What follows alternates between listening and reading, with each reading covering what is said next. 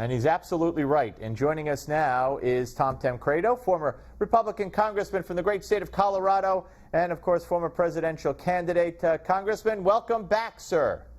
Thank you. It's a pleasure to join you again. Well, all right, let's start. There's so much to get to, and including 9/11 was yesterday, and that means the terror attacks and the Benghazi attacks. But let's start with this basket full of deplorables, which is something she had said before on Israeli TV, so it's not like she just made it up off the top of her head. This was a well-rehearsed, well-planned out line. In fact, so much so, Congressman, that today her campaign is kind of sticking by it. Her spokesman said, no, you know, a lot of these people that support Trump are, so they're not running from this. Yeah. I saw a clip from CNN where they were trying to smooth it over, saying, well, okay, what should she have said? How many do you think really are? Was it 2%, 8%, 10%? You know, certainly maybe she shouldn't have said half, but, you know, there are a whole bunch of deplorable people in the Trump campaign. Right. Oh my God, the media is it's just incredible. But here's the thing, you know, what she said afterward was also very interesting. The next statement she made, which hasn't gotten nearly as much coverage, was, she says, well, the other half are people who desperately want change. And she went on to explain, you know, that they want more from their, well, change from what?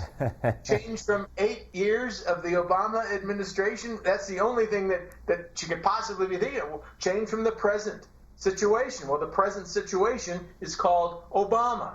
So, you know, the whole thing was really a bizarre, I think, you know, you say that it was well scripted, and maybe you're right. I have a tendency to think when I first heard it, I thought to myself, you know, is this another symptom of a neurological problem? Because it's just actually such an odd thing for her to say. Yeah. She's usually so scripted. But here's the thing, Congressman. Like that, but I think this is desperation. They now have to portray, they now have to play the race card and the homophobe card and blah, blah, blah, full strength, full throttle, because the numbers aren't good. Hillary has not gained. She's not running on anything. Her whole campaign is attacking Donald Trump. Yeah, that's right. And, you know, maybe that's going to work. I don't know. But it's probably the last thing they've got in their bag of tricks.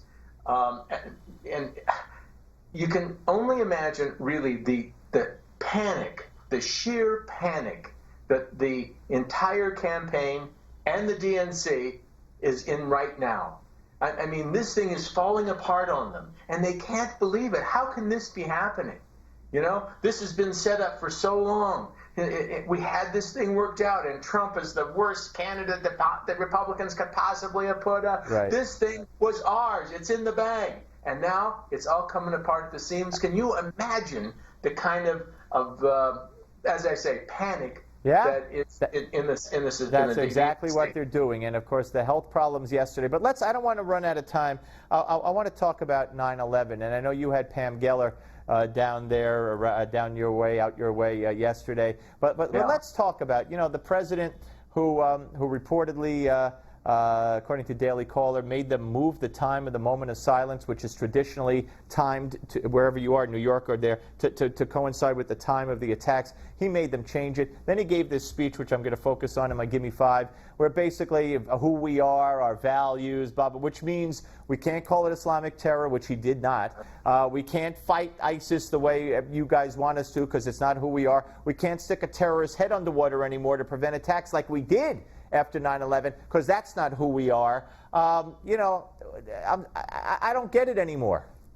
Well, here, do you remember when he was talking right before the last election, and he was talking to Medvedev, and he said, "Yeah, tell Vladimir I'll have more leeway after the election." That's exactly right. So I think that's you're looking at it. It's after the election. He can do damn near anything he wants. He can put off he can say, let's get this thing over with right now. I haven't got time to fool around here. He can, and you can not attend events. You can go golfing instead of where you should, because, hey, the election's over. He's got a lot more leeway. That's absolutely true. And I think out the door, we're going to see that he hasn't even done anything yet I think quote-unquote low-level criminals will be released. I think he's going to sign executive orders. I think he's going to pardon all kinds of people, and I think we're in for it up to our noses. But anyway, we got a minute left. Do you think that?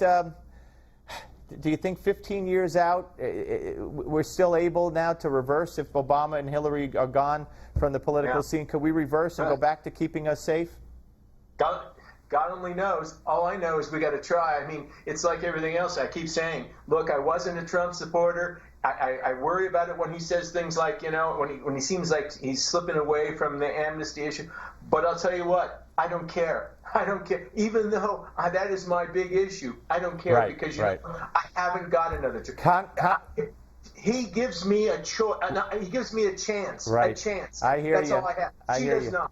Congressman, always great to talk to you, sir. Thank you. Appreciate it. Up next, Dr. Zuhdi Jasser, president of the American Islamic Forum for Democracy. He's also a doctor, a medical doctor. So we'll talk Hillary with him, too.